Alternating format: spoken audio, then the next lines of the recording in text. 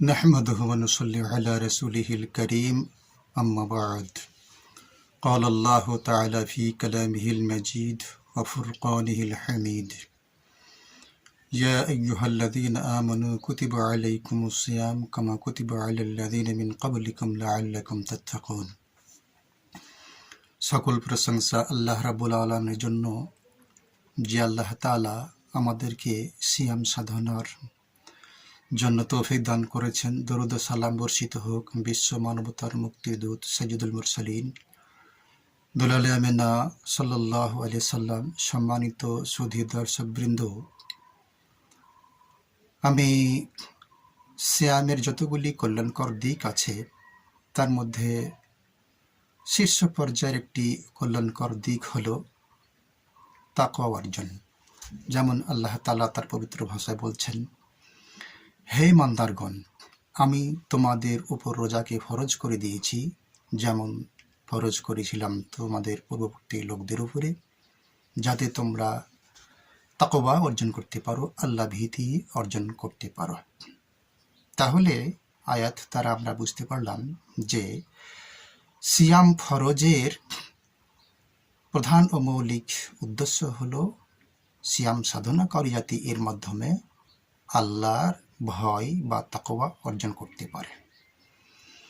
আমাদের এই তাকওয়া কথাটিকে বিশ্লেষণ না করলে একজন সিয়াম সাধনাকারী তার কাজের মূল লক্ষ্য উদ্দেশ্য অনুধাবন করতে পারবে না।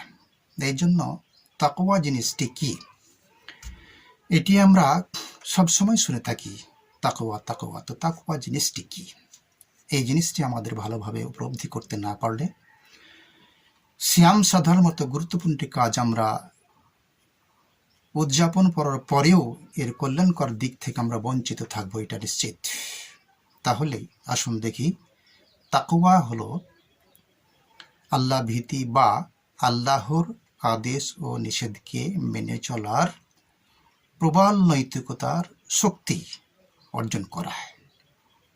তাহলে একজন সিয়াম সাধনাকারী সিয়াম সাধনা করার মাধ্যমে যদি আল্লাহ রাব্বুল আলামিনের আদেশ ও নিষেধগুলিকে তার এই ৩.৫ হাত বডির মধ্যে প্রয়োগ করতে না পারে, তাহলে বুঝতে হবে যে সিয়াম সাধনা করার মাধ্যমে তার কোনো কল্যাণ সাধিত হয়নি, সিয়ামের তিনি উপকার লাভ করতে পারেনি। সম্মানিত সুধী দর্শকবৃন্দ, এই যে আমি একজন আপনাদেরকে ধর্মীয় কথাবার্তা বলছি, বুঝাচ্ছে, আমি যদি সিয়াম সাধনা করি, পাশাপাশি সিয়াম সাধনার মাধ্যমে যদি আমার মধ্যে আমি আল্লাহ তাআলার বিধিনিষেধগুলি পালন করতে না পারি, আমার আধ্যাত্মিক সফলতা অর্জিত না হয়, আমার আত্মা বা আধ্যাত্মিক শক্তি যদি এই সিয়াম সাধনার শক্তিশালী না হয়, তাহলে সিয়াম সাধনার মধ্যে আমার কোনো কল্যাণ নেই বললেই চলে।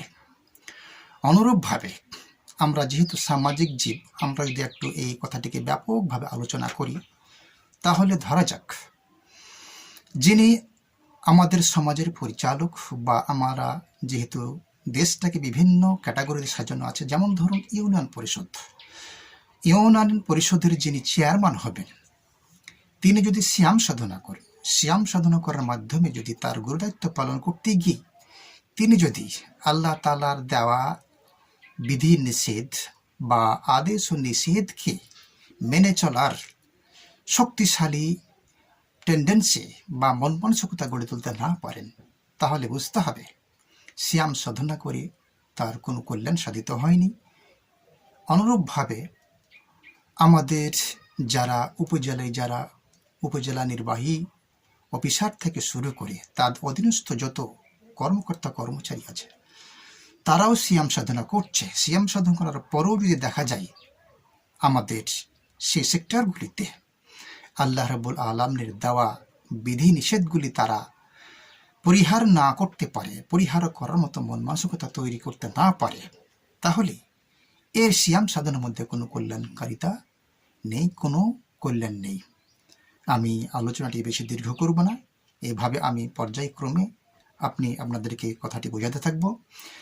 পরিশেষে আপনাদের একটি হাদিস শোনাই। মহান সাল্লাম বলছেন, মান লাম ইয়াদা কাওলা যুর ওয়াল আমালা বিহি ফালা ইয়াসরিল্লাহ হাজাতান আন ইয়াদাহা তাআমাহু ফালা ইয়াসলিল্লাহ হাজাতুন আইয়াদা আতামাহু ওয়া শারাবাহু। অর্থাৎ মুহাম্মদ সাল্লাল্লাহু আলাইহি ওয়াসাল্লাম বলেছেন, যে ব্যক্তি সিয়াম সাধনার করার পরেও মিথ্যা কথা বলা বা মিথ্যার উপর আমল করে পরিত্যাগ করতে পারলো না, তাহলে তার পানাহার পরিত্যাগ করাতে না করতে আল্লাহর কোনো যায় আসে না বা আল্লাহর কোনো প্রয়োজন নেই।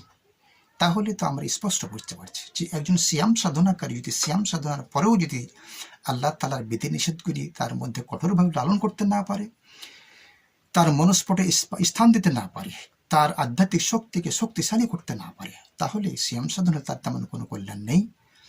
আসুন আমরা এই পবিত্র মাহে রমজানের সিয়াম সাধনার মাধ্যমে আমরা আল্লাহ তাআলার দেওয়া বিধিবিধানকে পালন করার, মেনে চলার শক্তি অর্জন করি, আশাবাদ ব্যক্ত করি। সকলের সুস্বাস্থ্য কামনা করি আমি আমার আলোচনা শেষ করছি। আসসালামু আলাইকুম ওয়া রাহমাতুল্লাহি ওয়া বারাকাতুহু।